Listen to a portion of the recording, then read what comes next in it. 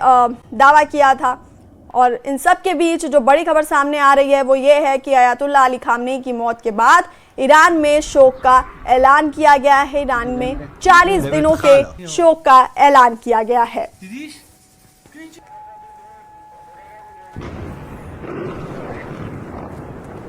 तो बड़ी खबर इस वक्त की जो हम आप तक पहुंचा रहे हैं वो ये है कि अयातुल्लाह अली खामनेई ईरान के सुप्रीम लीडर की मौत के बाद ईरान में शोक का ऐलान किया गया है। 40 दिनों के शोक का ऐलान किया गया है। तमाम दावे किए जा रहे थे।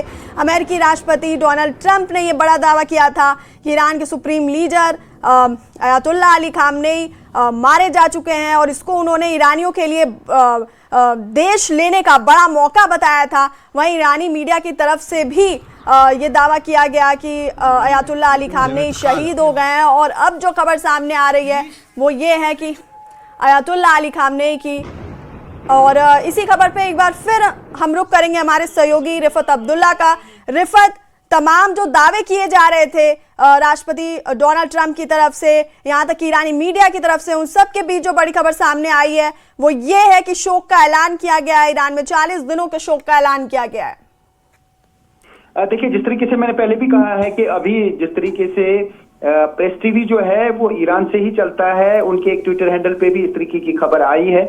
उसका मतलब है कि ईरान की कुछ एजेंसीज भी ये कैरी कर रही हैं कि अयातुल्लाह खामनेई को असैसिनेट किया गया है, जो अमेरिका और इसराइल ने पहले ही दावा किया था और डोनाल्ड ट्रंप ने दावा किया था कि अयातुल्लाह खामनेई को टारगेट किया गया है, उनकी मौत हुई है। और अब कुछ और एजेंसीज भी जो हैं, जो इंटरनेशनल न्यूज एजेंसीज हैं, वो भी यही बता रहे हैं कि ये खबर सही है।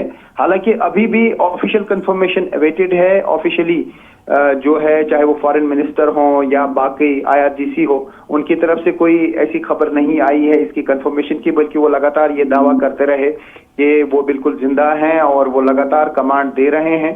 हालांकि उनके घर पे अटैक हुआ था, उनकी बेटी, उनके सन इन लॉ और भी कुछ रिश्तेदार जो है वो मारे जाने की खबर पहले ही दे जा चुकी है और आर्मी के कुछ कमांडर्स के मारे जाने की भी खबर आई है। इस बीच जो है लगातार ईरान की तरफ से अटैक्स भी किए जा रहे हैं मिडिल ईस्ट में, जहां जहां पर भी US बेसिस हैं या US की एम्बेसीज हैं उनको निशाना बनाया जा रहा है।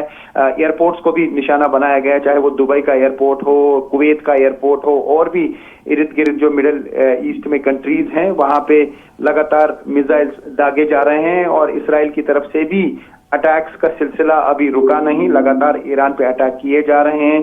एक जगह पे 40 स्टूडेंट्स के मारे जाने की भी खबर है ईरान में। इसी तरीके से एक स्कूल पे भी अटैक किया गया है।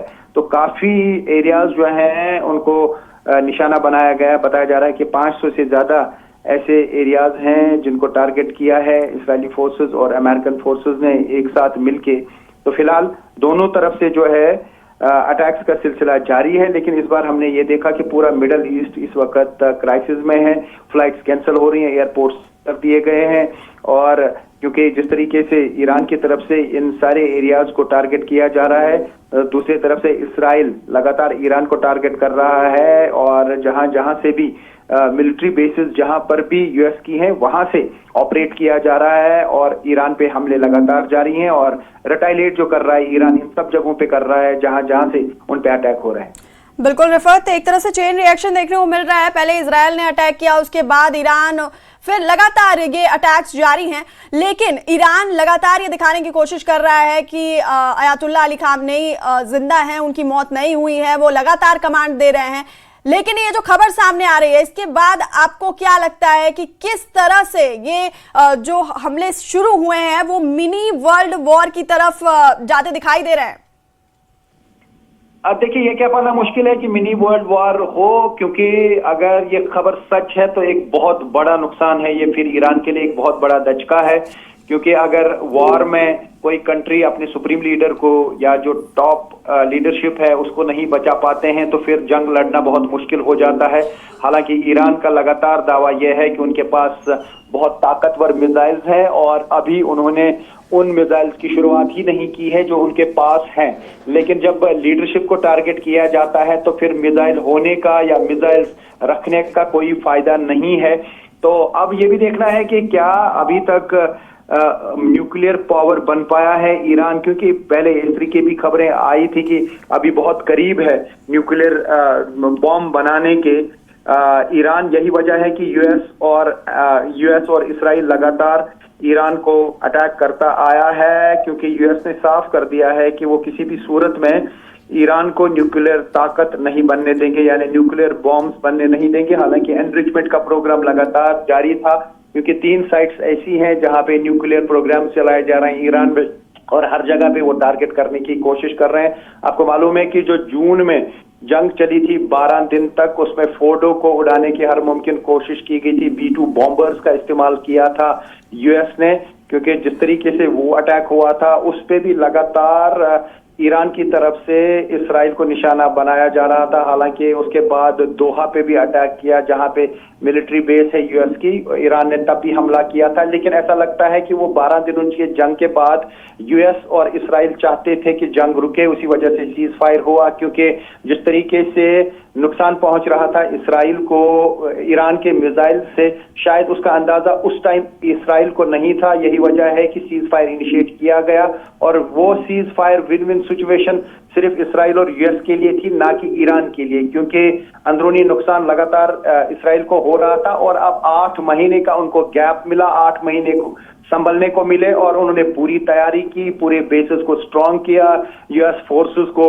मिडिल ईस्ट में मजबूत किया गया, वहां पे डिप्लॉयमेंट बढ़ा दी गई, और जितने भी एयरक्राफ्ट कैरियर्स थे, जो सबसे बड़ा एयरक्राफ्ट कैरियर है यूएस के पास, या लिंकन जो है वो भी इंस्टॉल कर दिया गया मिडिल ईस्ट में। और समंदर से लेके जमीन से लेके जहां जहां पे भी यूएस को लगा कि वो अपनी बेसिस मजबूत कर सकता है, उन्होंने मजबूत किया, और बिल आखिर ऐसा अटैक किया जिसमें अब ये दावा किया जा रहा है कि सुप्रीम लीडर को भी असैसिनेट किया गया।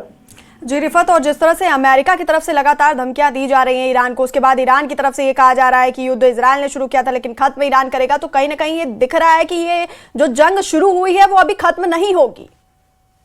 देखिए, एक तो बात करने की बात आती है कि ये करेंगे वो करेंगे, लेकिन अभी जो हमें ग्राउंड पे दिख रहा है, फिलहाल जो खबर है यूएस की तरफ से बताई जा रही है, या डोनाल्ड ट्रंप दावा कर रहे हैं, तो फिर ईरान को बड़ा नुकसान पहुंचा है। अगर ये बात सही नहीं है तो फिर ईरान इस पोजीशन में है कि वो काफी दिनों तक जंग जारी रख सकता है, जब तक उनके पास बैलिस्टिक या बाकी मिसाइल्स हैं।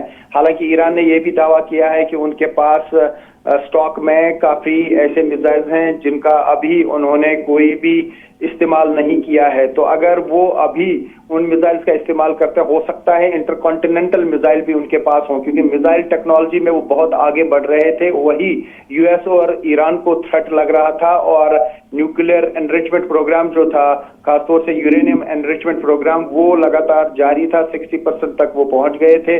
उसका मतलब है कि वो बहुत करीब थे न्यूक्लियर बॉम्ब बनाने के, लेकिन उससे पहले ही लगातार जो टारगेट किया गया ईरान को जून में भी, और अब फिर से उसको डिले करने की कोशिश लगातार यूएस और इसराइल की तरफ से की जा रही थी, चाहे वो अटैक्स या धमकियों के जरिए की जा रहे थे, या फिर अब पूरी तरह से जो है ईरान पे लगातार जो है अटैक किया गया। हालांकि अंदरूनी खबरें अभी बाहर नहीं आई हैं कि ईरान को कितना नुकसान पहुंचा है, लेकिन ईरान की तरफ से भी लगातार अटैक किए जा रहे हैं। टेल अवीव में भी हम देख रहे हैं कि वहां पे भी कुछ मिसाइल जो हैं वो गिरे हैं, वहां पे थोड़ा नुकसान हुआ है जो हमें यहाँ से दिख रहा है। लेकिन अभी ये कह पाना मुश्किल है कि क्या इसराइल को बहुत ज्यादा चोट पहुंच सकती है, क्योंकि इसराइल के साथ पूरी तरह इस बार यूएस फोर्सेस हैं। हालांकि जब जून में जंग हुई थी तो तब पूरी तरह से यूएस